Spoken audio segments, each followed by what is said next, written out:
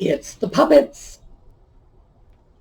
Hey, Joss, are you wearing socks? I am a sock. No, I mean, are you wearing socks on your feet?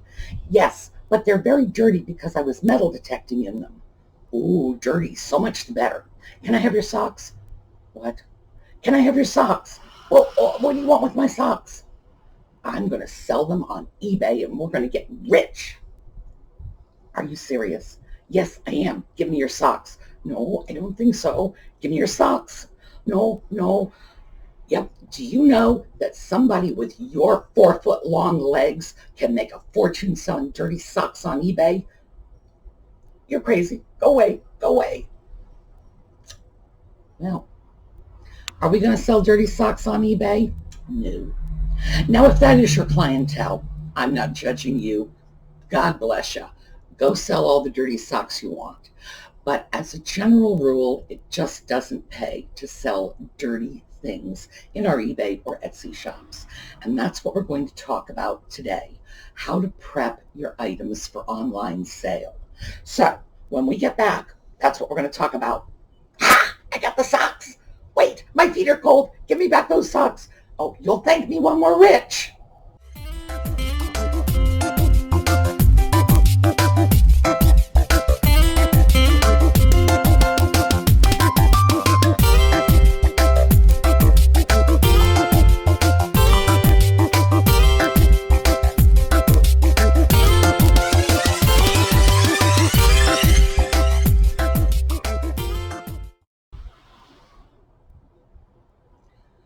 Well, today we're going to talk about prepping our items for online sale.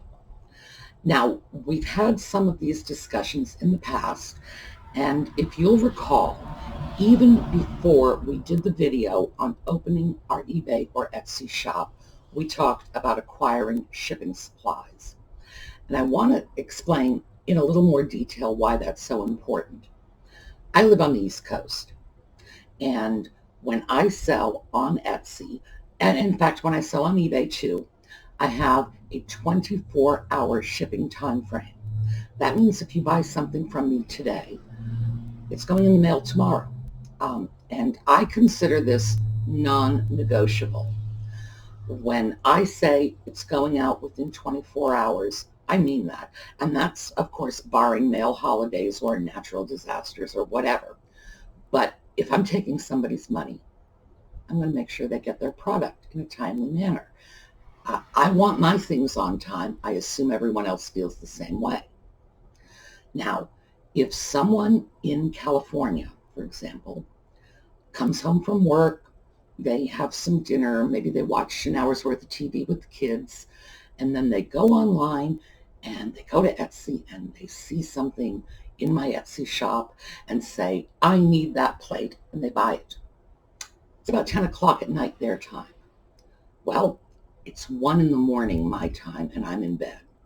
I'm not going to know about this sale until 6 in the morning when I get up and check my email. And then I have a mail carrier coming at 11. So I have 5 hours to do whatever it is I have planned for that morning and get the item weighed, packed, get all my shipping supplies, my box, etc., put the label on it, get it ready to go. Well, I have to have that box. I have to have those shipping supplies. If I don't, I'm not going to be able to get it out on time, or I'm going to ruin my morning scrambling around looking for these things that I should have had ready to begin with.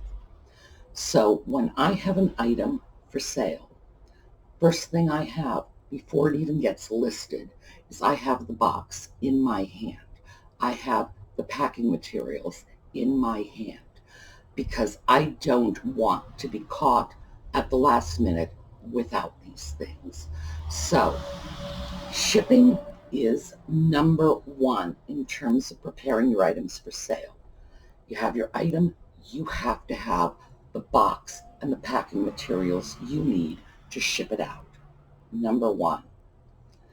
Now, the rest of it, for example, this is a nice ceramic piece, and we've already talked about cleaning ceramics.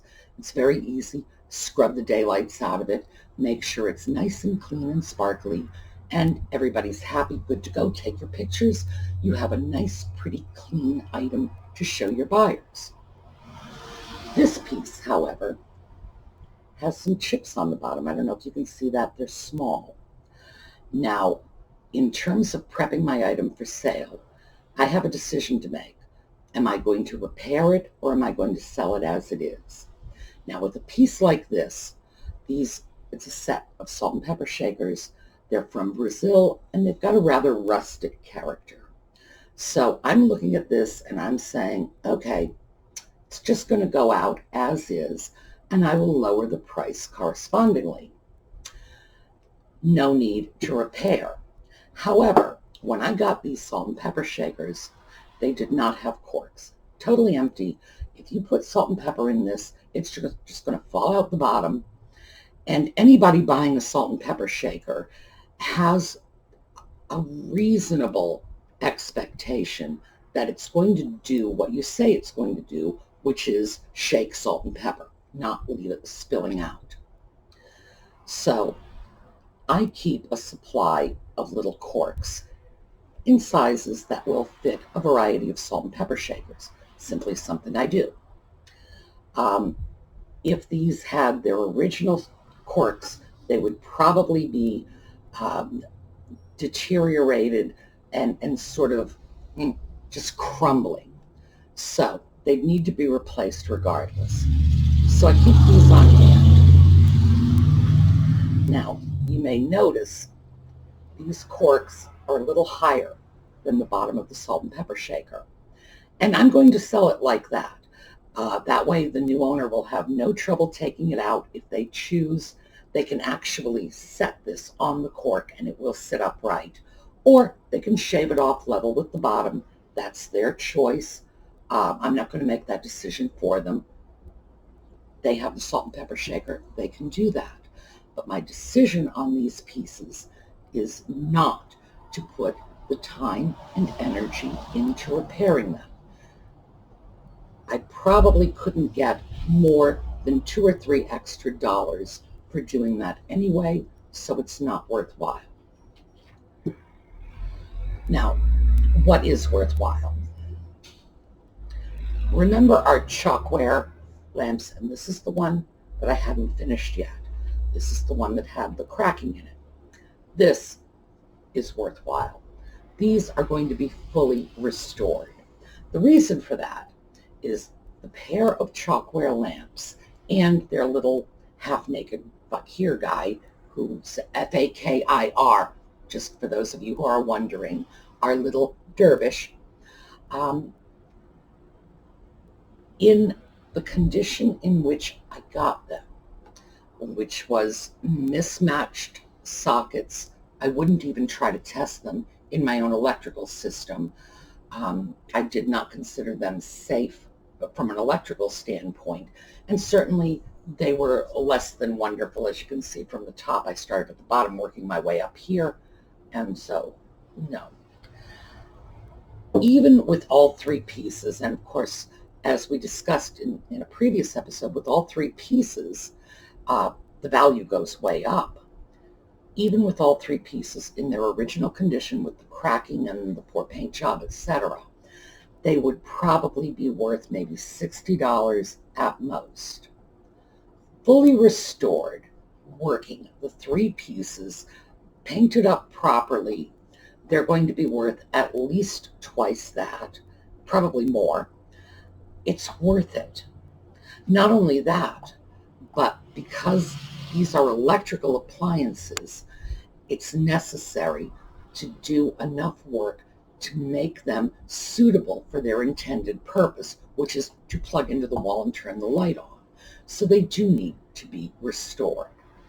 So in this case, a full restoration makes sense. Sometimes it won't. There are times when you will get a piece like this, it will be in adequate condition, and you might want to sell it as is. That's part of this decision-making process.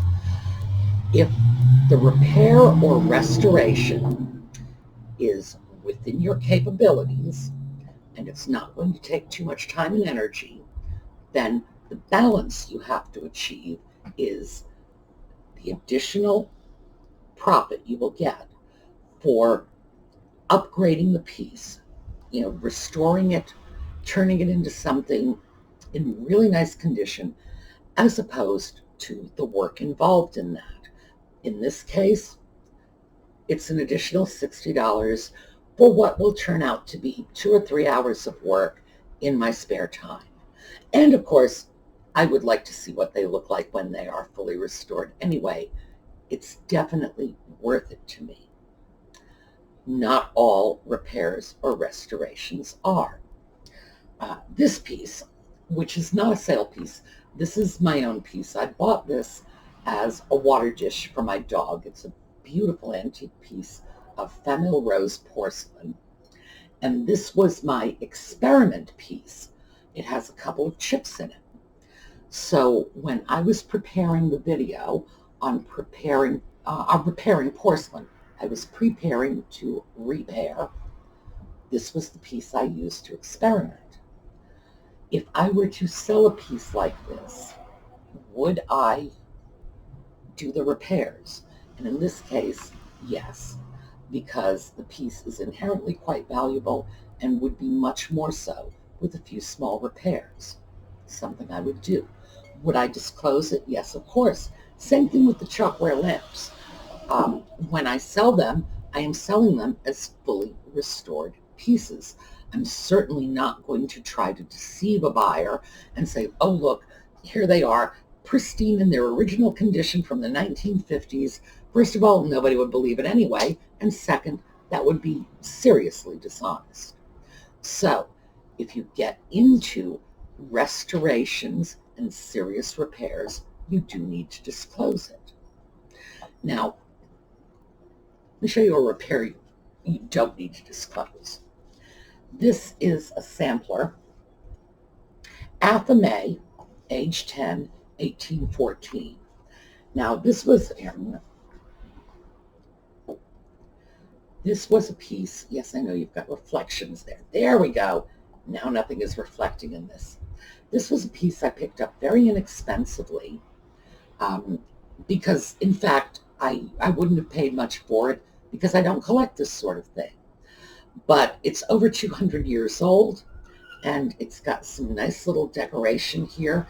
And little Athame was 10 years old when she did it. I don't remember what I was doing at 10, but it certainly wasn't this. So I think she did a fine job. This piece was professionally framed, probably for the sale. And we can see because the back is done very nicely, and in a little baggie, there's a little peg that goes in the bottom to hold it away from the wall. And that's the mark of a professional framer. However, this frame was wood, and it was a rather rustic looking wood frame. And I felt the piece would be more saleable if the frame were gold. And the reason for that is gold mixes with gold, gold mixes with wood. You can mix several shades of gold, you can mix it with copper, you can mix it with brass. Metallic finishes are like that. They are just extremely neutral. Wood, on the other hand, if you have an oak frame and you put it next to a mahogany frame, they're going to spit at each other. I thought that recoloring the frame would make this much more saleable. And is this a sort of repair I have to disclose? No. The piece is not the frame. The piece is about the sampler. So the frame, which, as I say, is new, you can see that. The frame, no. It's just not an important factor. So am I going to have to say, and I repainted the frame? No. And I don't consider that deceitful. This is a piece that has been newly framed. It's not really going to matter in any way, except that I think people are more likely to buy it like this. Also, that was a very quick repair. All I did on that was taped off the glass, sprayed the frame. If it took me 10 minutes start to finish, I would really be surprised. It was just that quick and easy. So something like that, is it worthwhile? Yes. It's not really going to enhance the value of the piece, but it's going to make a big difference in the amount of time that it's going to sit around in my Etsy shop waiting for a buyer. Repainting. Let's take a look at this. This has a little chip here on the surface. I will probably repaint that, just do a little touch-up. But again, this is not a resale piece. This is a piece that stays here with me. And I will just do it just because it amuses me to do it. If that were going to be resold, I would have to disclose that. Absolutely. Whenever you do repainting, that's when you need to let people know. A full restoration, of course, can sometimes greatly increase the value of a piece. A little touch-up depends. Sometimes it's worthwhile, sometimes it's not. Sometimes, depending on the piece, if it's very old, leave it alone. If you cannot repaint it properly, leave it alone. So a lot of this depends on your skill level. So just be honest with yourself. A tiny drop of paint like this, almost anyone can do it. If it gets more complicated, for example, I see this with Barbie dolls all the time. People will just say, "Oh, I know how to put on my own lipstick. I bet you if I took a paintbrush and some paint, I can do Barbies." Oh my word. It's just frightening, some of the things you see. Barbie stuff, because we need to talk about clothing. Not everything you get for resale at thrift stores is going to be hard goods like this. A lot of it will be clothing. There are people who specialize in the sale of clothing. Now, if it's clothing, oh, for heaven's sake, wash it. No one wants to buy dirty clothing, of course, with the exception of people who like used socks. And for them, it's a whole different thing going on. Now, the exception to washing clothing is if it's a very old or fragile piece. For example, if you have a vintage silk kimono, don't wash it, don't dry clean it, you could destroy it. That's something that you sell it as is, you let them decide what they're going to do, and certainly you let them know it hasn't been cleaned. Let us say, here, Red Sox. Let us say you have a Red Sox jersey and it has a number 8 or 9 on it. Now, number 9 was Ted Williams, number 8 was Carl Yastrzemski. Are you going to wash it? Oh no. Oh no. A Red Sox fan is going to pay a lot more for a jersey with Carl Yastrzemski's sweat on it. You have a scarf Mick Jagger wore in concert? No, don't wash it. People are buying it for that connection with the original owner. So make sure that you're not depriving them of that little DNA or the little bit of, I don't know, fragrant ballpark grass or whatever it is they want. You wouldn't do that. Another thing you don't want to do is this. This is a Barbie dress. This dress, and Barbie collectors are going to recognize this. This is a dress called Fancy Free, and this dress has a nice little crease in it. Barbie people don't like their Barbie clothes being washed. And whatever you do, do not ever iron Barbie clothes. Now, I am not going to sell this dress separately. I'm going to use this as a dress that I will sell on a doll so that I can sell a Barbie doll with an original outfit, because this is an original Mattel outfit. It has the original little Mattel label in it. Now, this applies to Mattel clothing only. What am I going to do about this? All right, I got water here. This is called finger pressing. Get my fingers wet, and I'm just going to smooth out that crease. That doesn't count. That it's not being washed, it's not being ironed, it's just being smoothed out with wet fingers. Finger pressing is okay.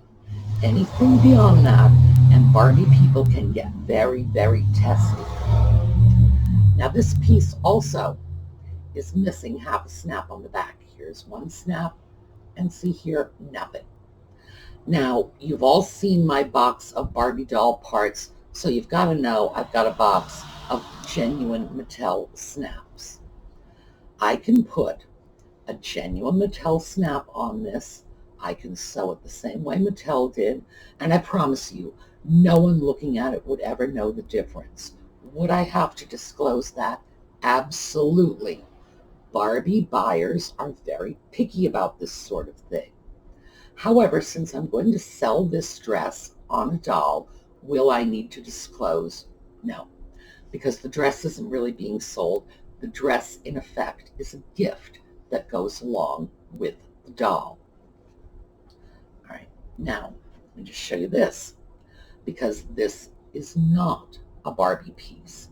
This will fit Barbie, but this is the tunic. It's the top of an outfit by Fablou for Babs. It's called Arabesque. It was sort of their flagship outfit.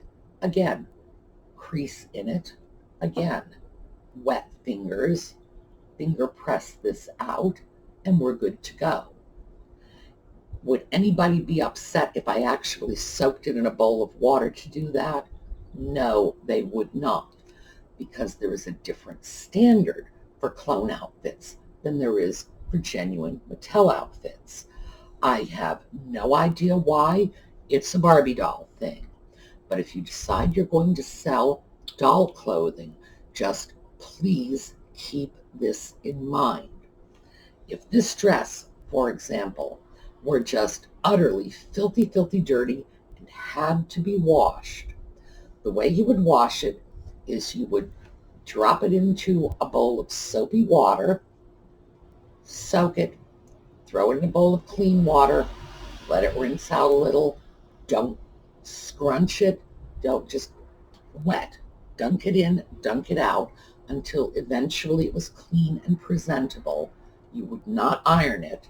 You would, again, finger press it out when it's wet, lay it on a wet towel, and disclose that it had been washed. And sometimes clothing is just so filthy you just don't have a choice. You need to do that. But remember, Barbie collectors need to know this. It's important to them. So that's another example of what not to wash. And remember, if you end up with Barbie clothing, and it's genuine Mattel clothing, some of this stuff is very, very valuable. So treat it accordingly. If you can get away without washing it, don't wash it. If it must be washed, because it's that dirty, just wash it with great, great care. As far as anything else, fabric goes, in most cases you are going to wash it.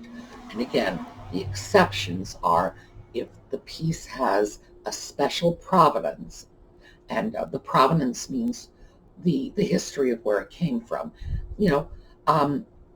Ted Williams' baseball shirt, Carl Yastrzemski's baseball shirt, you wouldn't wash it. Mick Jagger's sweater from a concert, no, you wouldn't wash it. Anything else, yes. When you see Jocelyn go out to thrift stores and pick up those Afghans and comforters, she is washing them before she sells them. She has to, because people do not want to buy dirty bedding.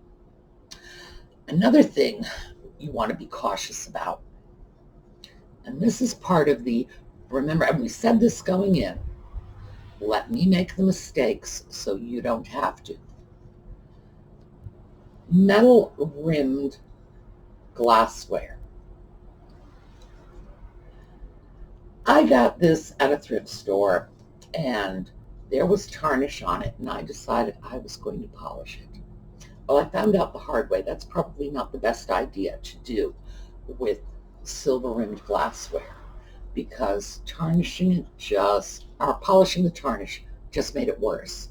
What ended up happening was polish got in between the silver cladding and the glass, and it just created more of a mess.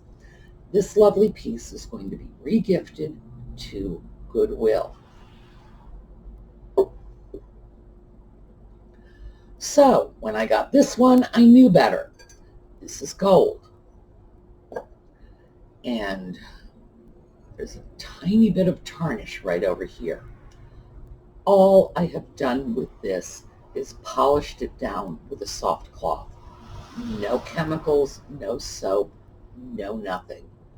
Because I don't want to do to this what I did to this piece. There's a little tarnish. If it doesn't buff up with a soft cloth, oh well, that is how it's going to be sold. And that's the end of it. So we need to be mindful of that. This is interesting. This, we got at Goodwill, I guess, a week ago. Jocelyn and I were walking out of the store, and I saw this sitting at the end of an aisle. And this piece is a Seminole Indian doll, and it's made of coconut husk. And I recognized it right away. I spent a lot of time in Florida when I was a kid. This is an older doll, but not a really old one. A piece like this is relatively clean, because these dolls had a way of just getting really dirty. They were played with by small children. This one, again, finger pressing to get the creases out, and that's about it. I might spray it with Febreze because it has a rather funky odor to it.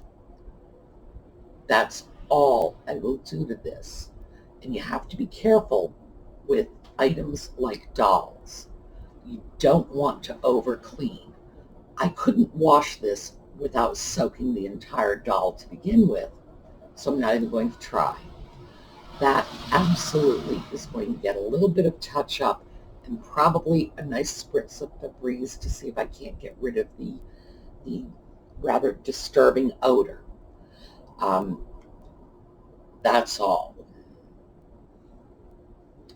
This, I'm not sure what this is. It's a bird. It's got holes in it. It almost looks like an incense burner, but I'm sure that must have held flowers or something. This is plated with 22 karat gold. This I might actually use a polishing compound on, because I don't have to worry about getting it in between the gilding and the glass the way I would with this piece. Is it worth it? Probably, if it's not too much effort. But I'm going to give that a try. Wood. Wood is another thing you may come across, and wooden items, we've already seen that with products like Old English, and that was Old English scratch cover that we used, which is furniture polish, or the Restore Finish, which is actually designed for this as well. They're products you can just wipe on and they will take off scratches.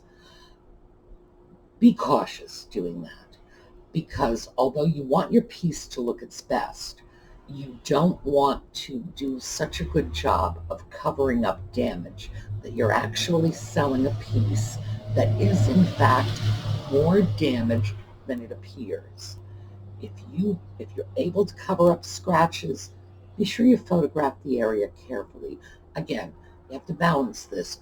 You want your piece to look nice, but you don't want to go so far as to deceive a potential buyer about the condition. So, we've got our shipping supplies, and we are making our decisions about how much work to put in our pieces. Some work is going to be necessary for almost anything. Anything you buy, at minimum, needs to be cleaned, because you don't want to end up sending something to someone's Oh my, I was just thinking about this. I once purchased an antique license plate as a Christmas present for my neighbor. He's an elderly fellow who toodles around the neighborhood in his little golf cart. And I thought, oh, wouldn't it be cute if I got a license plate from the 1920s that he could put on his little golf cart? And it's just, you know, what do you get for somebody of that age? You know, by the time they're 70 or 80, they've already got everything they already need. I thought, wouldn't that be nice? When I got that license plate, spiders crawled out of the box. I was not thrilled. Um, I can tolerate a lot of things, but boy, opening a box and having a whole family of spiders crawl out, that is not my idea of a picnic. You don't ever want to do that to your buyers. You want to make sure your items are minimally clean and presentable. After that, then take a look at what else you want to do. So we're going to take a minute to talk about painting, because sometimes some pieces, and I'm just going to use this as an example because I have it here in front of me. This has some decorative painted work on it. Now, if there were spots of paint missing and I wanted to repaint, now ordinarily I would not, but sometimes you might. What you're going to want to use is acrylic paints. The reason you're going to want to use acrylic paints is ultimately they are removable, and you don't want to run the risk of permanently damaging a piece.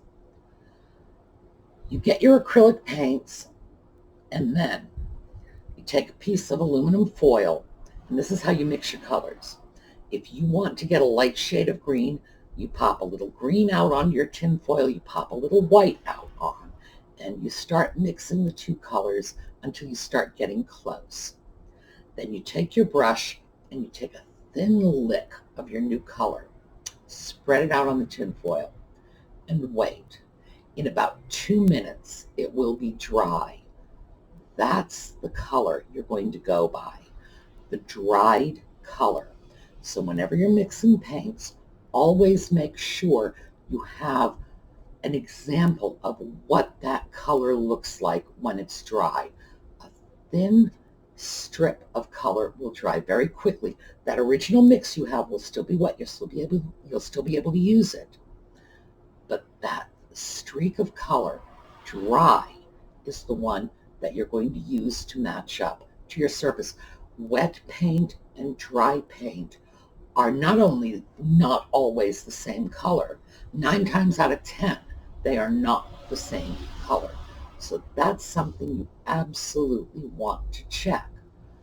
Do not just go in and randomly paint willy-nilly.